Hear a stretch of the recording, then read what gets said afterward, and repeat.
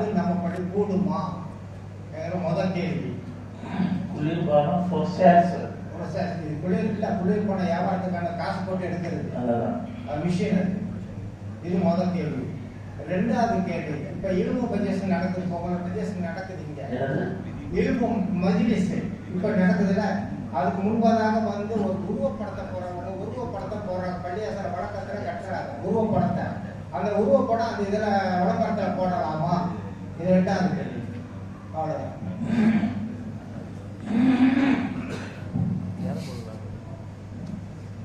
ஒரு சரியான கொலைச்சி சொல்லிக்கிறேன். அப்படி இருக்க பரஸ்பரமா இவங்களோட பழகுறீங்க. பழகும்போது எப்பொழுதுனாச்சும் இவங்கள்ட்டையோ ஆளுங்கள்ட்டையோ இதை பத்தி என்ன மசாலா, என்ன இதுக்கு மார்க்க சட்டம், இது தெரிஞ்சா நல்லா இருக்குமே அப்படிங்கிற ரிக்வஸ்ட் வச்சிங்களா? வைக்கல, யாருமே வைக்கல.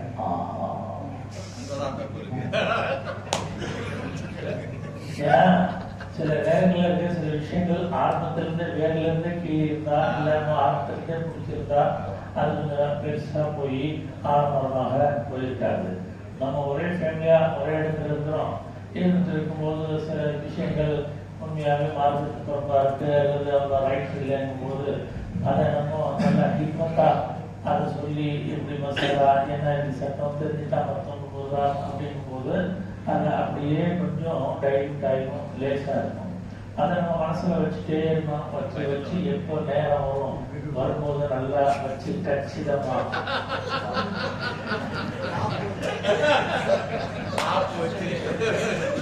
அப்படிங்கும் போது இது வந்து மசாலா கேட்டு சரியத்தை விளங்குறது இல்லை, மாறாக ஒரு விதமான பல தடவை விளக்கம் சொல்லிட்டு அவர்கிட்ட அது 200 வெள்ளிக்கு சேவா கொடுக்குறோம், 75 வெள்ளி அதோடைய கரண்ட் காசு வருது, 125 வெள்ளி பள்ளியாசத்துக்கு வருமானம், பள்ளியாச வியாபாரம் அது 3வது நபர்களுக்கு சேவாக்கி கொடுக்குறது, அதாவது வாடகைக்கு.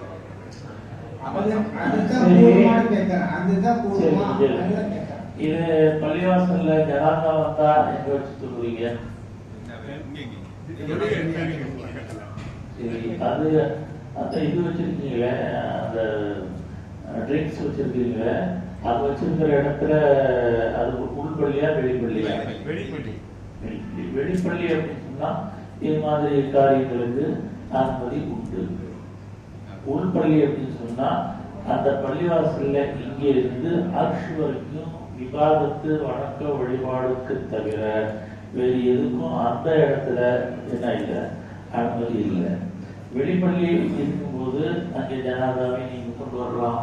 வெளிப்பள்ளியில மசாஜிலே இருக்காங்க.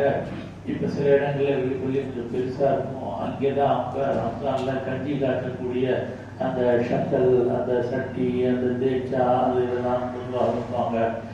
அப்போ பள்ளிவாசல்களையே ஒரு 2 பாகமா 3 பார்ட்டா அஹ்காம் மசாஜிகளை பிரிக்கிறாங்க.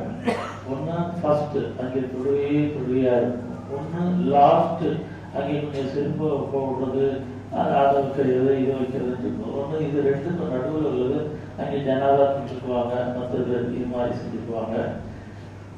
எந்த இடத்த விட்டு தாண்டி போனா எத்திகா முறிஞ்சிருவோம். எத்திகா மீறதுக்கு ஒரு இது இருக்குல்ல, அந்த பகுதிகளில் இது மாதிரி ஏதாவது விஷயங்கள் இருக்கு அப்படின்னு சொன்னா அது அந்த அளவுக்கு பாதிப்பானது அல்ல. எந்த இடத்துல இருந்தா ஏத்திகா முடியாது அந்த இடத்துல இது மாதிரி வஸ்துக்கள் இருந்தா கண்டிப்பா பாதிப்பு கூடாது கூடாது கூடாது. அதெல்லாமே அவங்க 2வது கேள்வி கேட்டாங்க. இப்ப இந்த நிகழ்ச்சிக்காக அப்படின்னு சொல்லி விளம்பரம் செய்யும்போது அவங்க உருவப்படத்தோட விளம்பரம் செஞ்சிருக்காங்க. அவங்க அதுக்காக கட்டின பேனர்களையும் அவங்க உருவப்படங்களை வச்சிருக்கிறாங்க. உருவப்படங்கள் போட்டோக்களை பொறுத்த வரைக்கும் போட்டோக்களை கொடுத்த அட்ராக்ஷனா நாம மக்கள்கிட்ட ஒரு மேக்னெட்டிக் பவர் உண்டாக்கலாம், சீக்கிரம் மக்கள் அதை பார்த்து வருவாங்க என்ற அடிப்படையில் அந்த போட்டோவை ஃபிளாஷ் பண்ணுறதுக்கு ஷரியத்துடைய கண்ணோட்டத்தில் அது விரும்பத்தக்கதே அல்ல. அது நல்லது இல்லைத்தான். சில நேரத்துல சில இடங்கள்ல சில மாற்றமான கோலங்கள் சில நேரத்துல இஸ்லாமுடைய பேர்லயே சில பேர் சில தவறான கொள்கைகள்ல சில தவறான போக்குகள்ல இருப்பாங்க. அவங்க சில நேரத்துல போட்டு பார்க்கும்போது இன்னும் பெரிய தப்பாவா, அது பெரிய மேல குப்பாவா, பெரிய நீட்டமா அப்படி தூங்கி ஒரு ஜடையா கிடையா அப்படின்னு இருக்கும் பொழுது சில பேருக்கு அது மாதிரி கூட்டங்களை பார்க்கும்போது இது ஏதோ சைடுல ஓவரா போற கூட்டம் மாதிரி தெரியுது அப்படின்னு சொல்லி அவங்க கொஞ்சம் பின்வாங்குவாங்க. அப்படிப்பட்ட நேரங்கள்ல அப்படி அந்த சந்தேகங்களை நிவர்த்தி செய்யறதுக்குன்னு சொல்லிட்டு ஐடி கார்டுல ஆதார்ல ஓட்டர் ஐடியில மாதிரி நம்மகிட்ட வரக்கூடிய ப்ரோக்ராமுக்கு இப்படி இன்னார் கொண்டு நடத்தப்படுதுன்னு சும்மா ஐடென்டிக்காக அதை வெளிப்படுத்துறாங்க அப்படின்னு சொன்னா அது அந்த சூப்பர் ஸ்டாரோ இல்ல உலக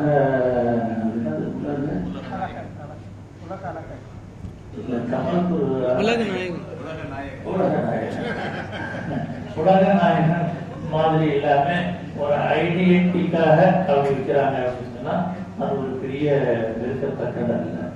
முடிஞ்ச வரைக்கும் இதை தவிர்க்கிறத ரொம்ப ஹையர் இருக்கு. இப்ப பாருங்க, உலகத்துல நடக்கக்கூடிய இஜ்திமால கூட்டங்கள்ல ஆக அதிகமா கூடக்கூடிய கூட்டம் ஹரம் ஷரீஃபுக்கு பிறகு அது இந்த இஜ்திமால தாவத் தப்லீகுடைய கூட்டங்கள் நடக்குது.